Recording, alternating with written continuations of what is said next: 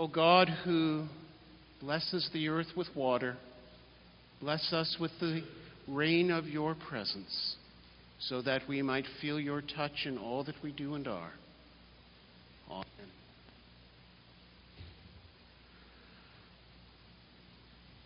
I'd like you for a few minutes to just close your eyes and get comfortable. Not that comfortable. And I'd like you to think about a river or a stream that you know. And I want you to imagine yourself there, wading in the water or sitting on the bank with your feet in the stream.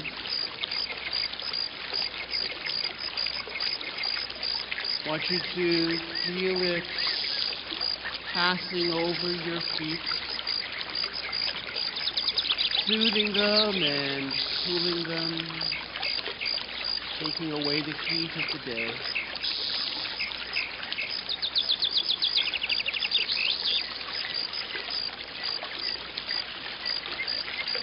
Be conscious of the light around you. The birds,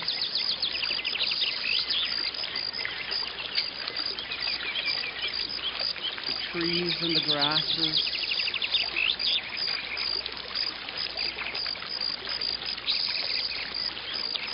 and think about that water and where it has come from on the journey to this moment.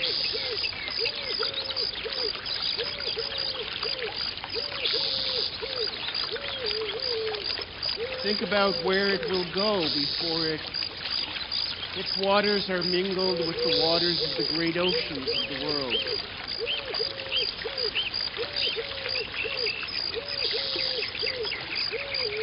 Think about the light in the water. Realize that there is more and different forms of life found in water than above the water. That the water teems with life, both great and small.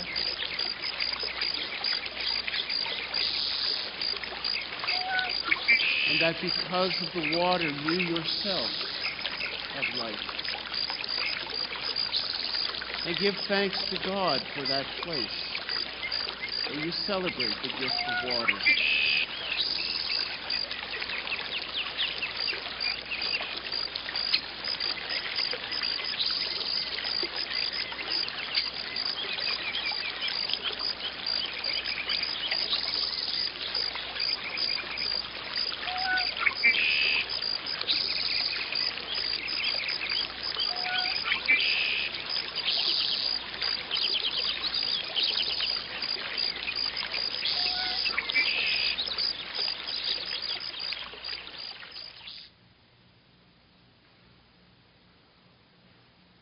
Water is crucial for life. For 9 months from conception, we swim in the water of the womb. As we heard earlier, water makes up 80% of our bodies. All the water in the world is recycled. So in a very real sense, we share raindrops with Moses and Miriam, with Jesus, and with all the saints and sinners who have gone before us in the generations. Water is crucial for life. You can go long periods without food, but only a very short time without water.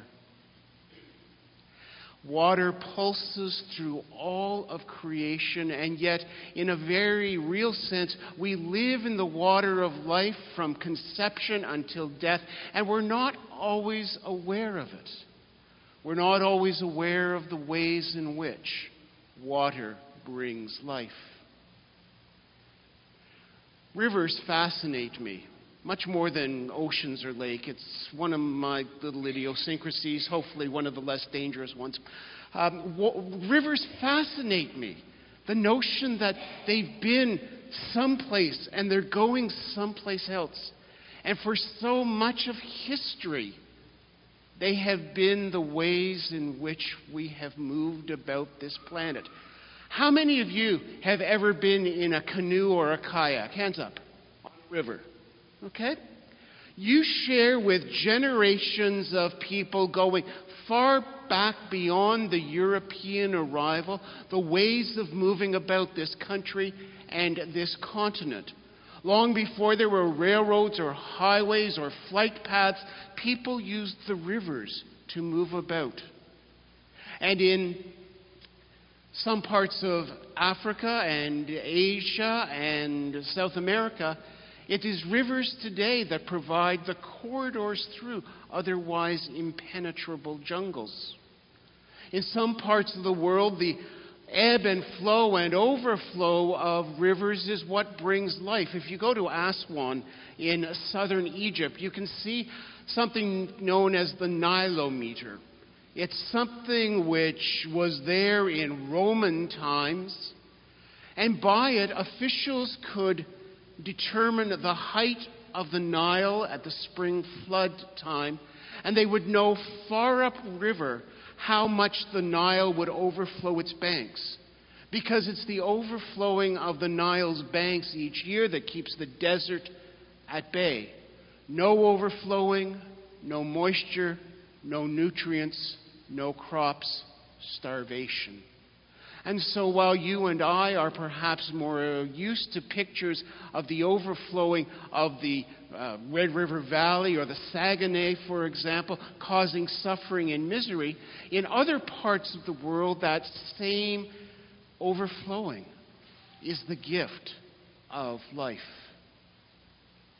Flooding takes us back to that first passage which Harvey read to us today from the first book of the Bible, the book of Genesis. You know, it's intriguing if you actually read the Bible, what you discover about God, which may be a little bit different than what some people so loudly proclaim. They may tell you that God is far away, high, lifted up, untouchable. And yet in the Bible, what we find is a God who seeks and who finds, who celebrates and who grieves, who takes risks and makes mistakes. Mistakes? Well, prior to the flood, God is grieved that humanity is doing what it's doing on the face of the earth. It says God repented that God had made humanity. I don't know about you, but to me that sort of sounds like, whoops, maybe that wasn't one of my better ideas. And then after the flood, a rainbow is placed in the heavens. Why is the rainbow there? Now, I know that you and I love to see a rainbow after a storm, but according to Genesis, the rainbow is placed there so that God will remember God's promise. Does that mean God forgets? That's another sermon. Enough. There are parts of the world that appear dead. Overgrazing, dumping of wastes, clear-cutting, excessive use of chemicals for fertilizer increases the salinity in the soil and causes it to appear dead. And yet we know life can be restored. When we plant native plants, life can be returned. And the rivers can be cleaned. And life can indeed flow again. Now, the book of Revelation, which is from which the second reading came today, let's put it this way. Biblical scholar Luke Timothy Johnson says of the book of Revelation that no book has been so widely read and so badly misinterpreted. It's History of interpretation is actually a story of tragic misinterpretation, and yet the book of Revelation continues to inspire. There's probably no book in the entirety of the Bible that has so inspired writers and artists and ordinary folk like you and me. And so why does it have that kind of inspiration for us?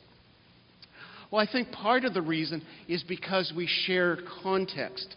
The book of Revelation was written in a to just go along, to get along. You know how that works? You don't make waves. You just agree, and you get by. And the book of Revelation was written not to tell us about the significance of what's happening in the daily newspaper today. The book of Revelation was written to encourage people in that day to know that God was still in their midst, that God was still active, that the process was not over. And I think that the appeal of the book of Revelation is in part because we live in a scary time too. We know about economic crises, and we're not out of those yet. We know about stubborn unemployment and economic dislocation. We know about wars and threats of violence. And what's really scary about so much of that is that so much of the death and destruction is caused by people with a religious motivation. People who strap explosives onto themselves and go into public squares and markets and busy streets have a religious vision. And those who demand vengeance and retaliation, they have a religious vision. Those who preach a gospel of prosperity and blame the poor and the unemployed for their situation have a religious vision. Some of those who would deny adequate food and shelter to the over 1 million Canadian children living in poverty have a religious vision. And so do we. What's your vision? And what does your vision motivate you to do? And does sometimes your vision get in the way of helping others? Because sometimes we can get so caught up in our vision that we mow down anybody who gets in our way. So we live in that scary time as well. God has every reason to be angry. Prior to the flood in the book of Genesis, we're told that God was angry. God was angry at what humanity had done, and there's a whole laundry list of things that we had done. But most of it had to do with our violence. Our violence toward one another.